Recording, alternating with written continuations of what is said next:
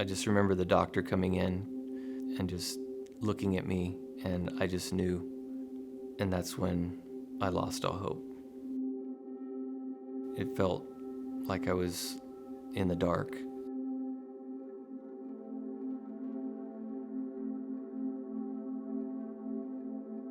So just before my freshman year in high school, my dad got laid off from his job. And so my grandmother had recently remarried and moved to Silverton. So she encouraged him to come visit to check out this cool little town. And, you know, the thought of leaving all my childhood friends right before high school wasn't really something I wanted. But my parents wanted a fresh start and just felt like it was the right thing to do, so we made the move. Once I got into high school, I made friends pretty quickly. That's where I met Rhonda. We made a connection from the get-go, and we became really close friends. And it's kind of funny. The teachers and our classmates were always trying to make us into a couple or try to get us together, but we just were really close friends, and it really never transpired that way. I think maybe we just didn't want to ruin our friendship. After high school, I moved to Southern California to go to college, and I remember Rhonda coming down to visit for a few days. But after she left, it was just different times. It wasn't like we're exchanging numbers or any information, so we basically we didn't keep in touch. So after being in school for, I think it was just a couple of semesters, I dropped out, and in the early 90s, I joined a band. So I was the singer in a rock band, and that's where I met Deanna. Dee and I, we hit it off pretty quickly, and we dated for, I think it was like 6 months, and married the following year. And I just felt like my life was pretty solid. I had a great job. I was making really good money. I was in a band. We were kind of getting some things going. But just shortly after we were married, she was diagnosed with myasthenia gravis, which is an autoimmune disorder. It just affected her lungs, her breathing. She was just really fatigued. It was a tough time. Just the difficulty of taking care of her and just seeing how she was and just battling that illness. But just a few years later, she was diagnosed with melanoma. We went in and she started the treatments. It was really taking its toll because of the myasthenia, just affecting her immune system. All the chemo was killing the cancer, but it was also, little by little, it was taking her life as well. It was something that was really tough to experience and be there to watch. Just to see her battle, and just still caring for others during that time. I just remember the doctor coming in to the room and just looking at me, and I just knew right away. And that's when I lost all hope. I felt helpless. I knew everything that I had was going to be gone, and I just became numb. She passed away in early 2008. It felt like I was in the dark. I would just be going through the motions every day. Thankfully, my parents stayed with me. They were a good source of strength. I don't know what I would have done if they hadn't been there for a while. So I struggled for a while, slowly kind of getting back into the routine of things, but it wasn't until Easter that I decided to go to a memorial service where they were held at the cemetery that I'd been visiting. I just felt distant from God. I just was falling away. I guess I pushed God out, and I just didn't find time for him.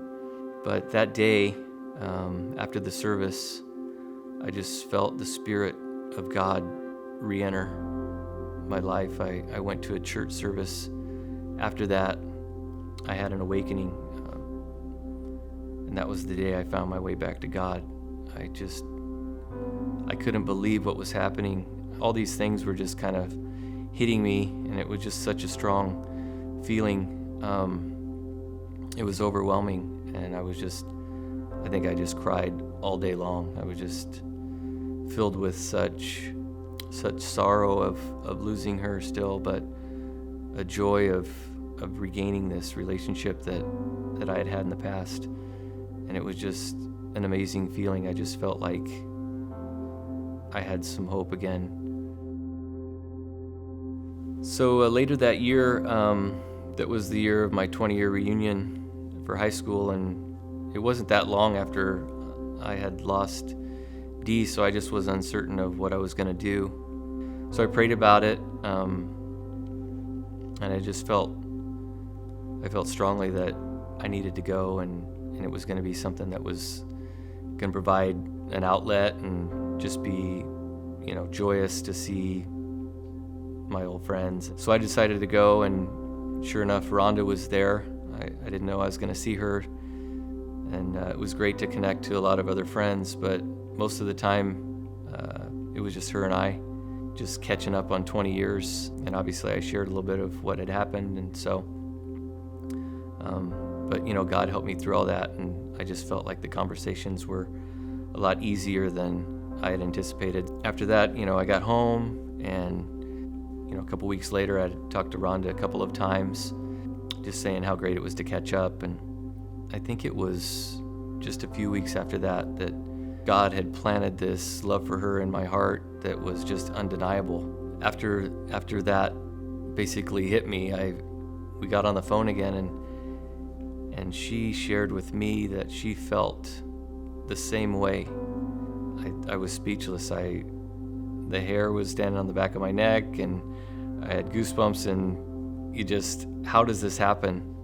I just have to think that God was behind all of this. This was a plan in place for my life, and He was going to take me out of what I'd been going through and just give me a new life. So we knew pretty quickly that we just wanted to make plans to get together, to get married. And she had Blake, and Blake was about 5. And I knew it was going to be a challenge, but it was something I was looking forward to because he was going to be the son that I could never have. This was going to be a whole new chapter in my life that I was so excited for. And not having work right away and Rhonda working, I basically was thrust in the position of taking care of Blake. It was a tough time, but I wouldn't trade all of that for anything, because I think because of that, our bond and our relationship, it grew so close so early on that now I love what we have.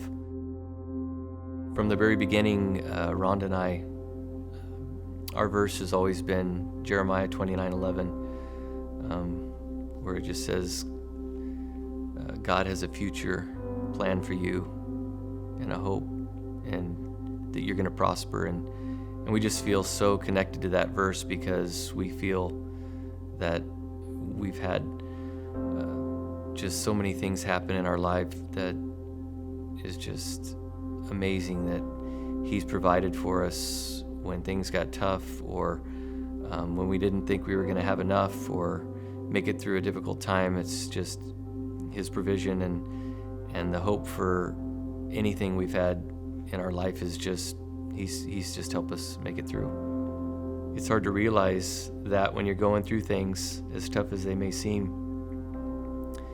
and when you feel like there is no hope of a better life, He's there. And I'm so thankful and grateful for the blessings that He's given me and for our family.